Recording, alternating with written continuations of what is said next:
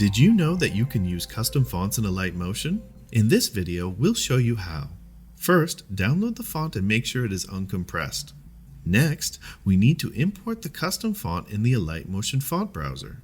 To get the font browser, simply tap any text layer, tap Edit Text, and open the font list and choose View All Fonts.